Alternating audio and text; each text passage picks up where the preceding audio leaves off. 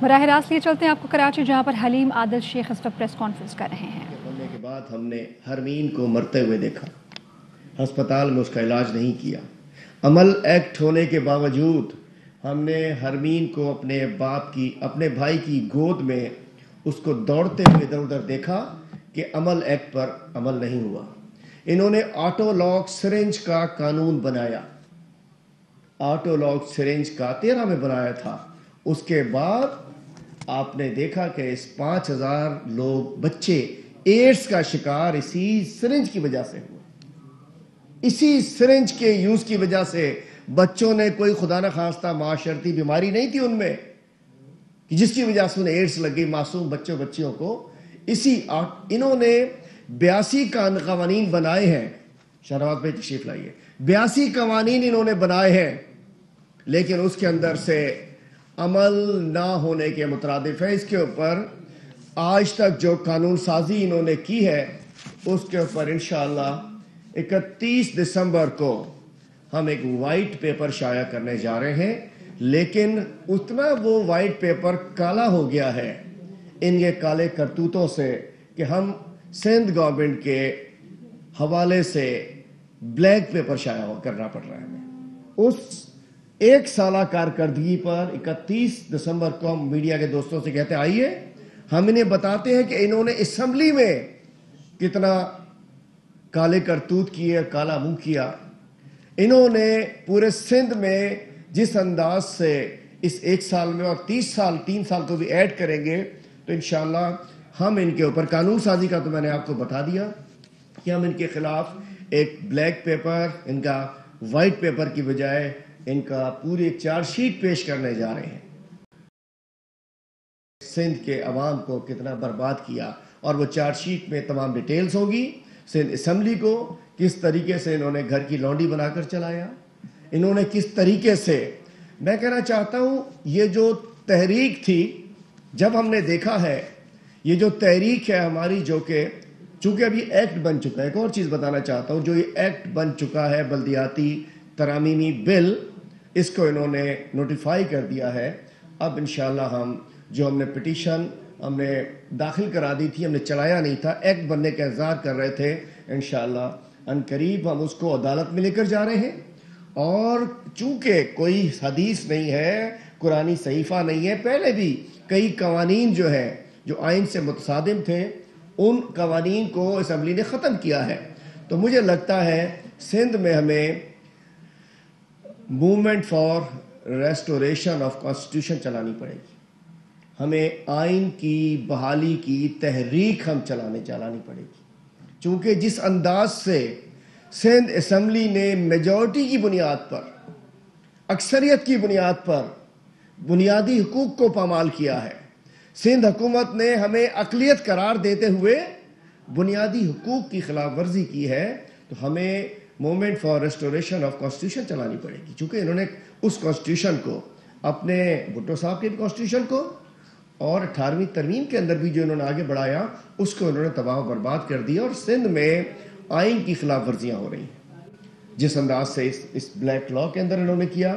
اور اب جو ہمیں اندازہ ہوا ہے کہ یہ جو بلیک لا ہے، جو بلدیاتی قانون، یہ آرٹیکل 7 کانسٹیٹیوشن کے article 8، article 32 especially article 140A کی خلاف ورزی ہے۔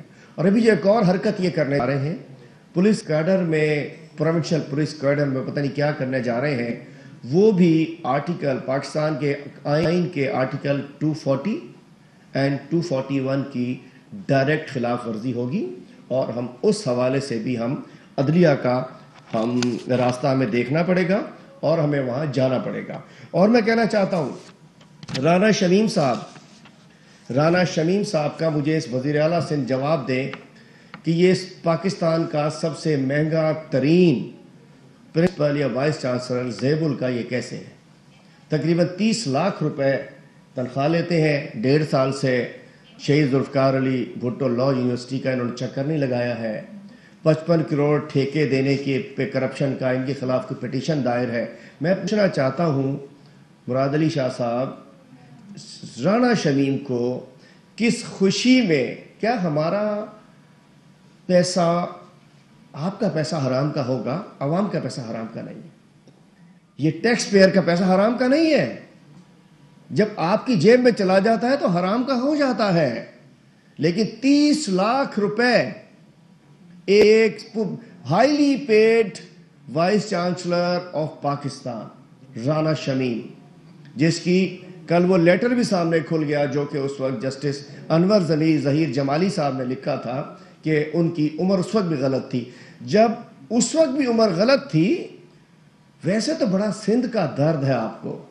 سندھ پہ جب آپ کو کرپشن کا ذکر ہوتا ہے تو آپ کو سندھ کا درد ہو جاتا ہے. سندھ کو تو آپ نے دربا کیا ہے کہ آپ کو پورے سندھ میں کوئی اس قابل نہیں ملا، کوئی وکیل نہیں تھا، کوئی سابق جج نہیں تھا، کوئی سابق بیوروکریٹ نہیں تھا جس کو لا آتا ہو کہ جس کو آپ یہاں لگا دیں. لازم بات ہے کہ لا منسٹری اور مرتضیٰ وہاب اور مراد علی شاہ کا جو گٹھ جوڑ ہے، جو شام کے بعد زیادہ مضبوط ہو جاتا ہے، میں کہنا چاہتا ہوں اس کا آؤٹ کم ہے.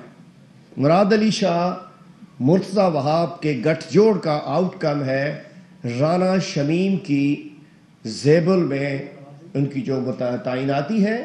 ہم مراد علی شاہ سندھ گورنمنٹ سے کہتے ہیں فوری طور پر یہ ہمارے اب لا کس سے پڑھوا رہے ہیں؟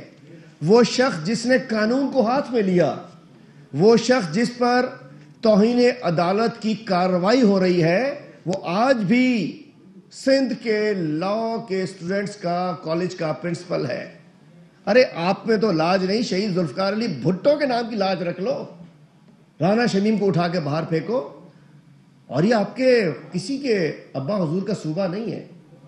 6 کروڑ سندھ کے لوگ ہیں اور ہم بھی 40% مینڈیٹ ہمارا موجود ہے، ہم بھی اتنے ہی اسٹیک ہولڈرز ہیں. چونکہ وہ شخص جس نے کسی کے گھر پہ جا کے بیان حلفی ریکارڈ کرایا ہو، کسی کی غلامی میں عدلیہ کو بدنام کرنے کی کوشش کی گئی ہو، وہ شخص آج بھی سندھ کی ایک یونیورسٹی کا پرنسپل بنا ہوا ہے. تو ہم سمجھ سکتے ہیں کہ اس کو فوری طور پر باہر نکالا جائے. اور میں آتا ہوں کہ چیف جسٹس صاحب تھرپارکر جا رہے ہیں اور تھرپارکر کا سن کے سارے وزراء وہاں پہنچ گئے. میں سلام پیش کرتا ہوں چیف جسٹس صاحب کو کہ جنہوں نے کارو جھر ننگر پارکر میں کارو جھر کی کٹائی کے روکنے کا فیصلہ جو دیا ہے. اور سلام میں اپنے اشرف سمو ایڈوکیٹ صاحب کو بھی کرتا ہوں اور سول سوسائٹی کو بھی کہتا ہوں کہ ایک بڑے اہم معاملے کو سپریم کورٹ میں لے کر گئے اور اس کی کٹائی کو روک دیا گیا. کارو جھر پہاڑ جو ہے وہ ایک ثقافتی ورثہ ہے، اس کو نیشنل پارک ڈکلیئر ہونا چاہیے. کراچی میں منظور وسان اس وقت میڈیا سے گفتگو کر رہے ہیں. نہیں ہے فیئر اینڈ فری بھی الیکشن ہو تو لوگ پتہ نہیں کیوں محسوس کر رہے ہیں. میں یہ کہہ رہا ہوں کہ نہیں جیت سکتے ہیں، یہ لوکل باڈیز میں نہیں جیت سکتے ہیں کیونکہ پہلے تھا ڈنڈا، پریشر، گن پوائنٹ. اب جب نہیں ہے تو وہ لوگوں کے دلوں میں اور بھی قیادت ہے. تو بلاول صاحب بھی آ سکتا ہے اور بھی آ سکتا ہے. پیپلز پارٹی کا تو گڑ رہا ہے. 70 کا الیکشن دیکھے تو 15 سیٹوں میں سے 8 پیپلز پارٹی نے جیتی تھی. ابھی بھی لوکل باڈیز میں اچھے ریزلٹ آئیں گے انشاءاللہ. پیپلز پارٹی ہی آئے گی. اچھا آنے والے سال میں بلاول بھٹو کی شادی آپ دیکھ رہے ہیں؟ کوئی ولیمہ ہوگا نہیں ہوگا؟ یا اگر ہوگا تو دلہن کہاں کی ہوگی؟ پاکستان شادی 2022 یا 23 میں ہوگی، وزیر اعظم بننے کے بعد ہوگی.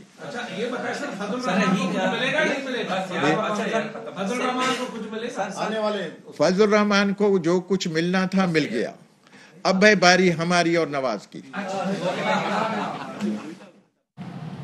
کراچی میں منظور وسان میڈیا سے گفتگو کر رہے تھے. صحافیوں کے سوالات کے جوابات وہ دے رہے تھے. بلاول بھٹو کی شادی کے حوالے سے انہوں نے یہ کہا کہ بلاول بھٹو کی شادی 2022 یا 23 میں ہوگی.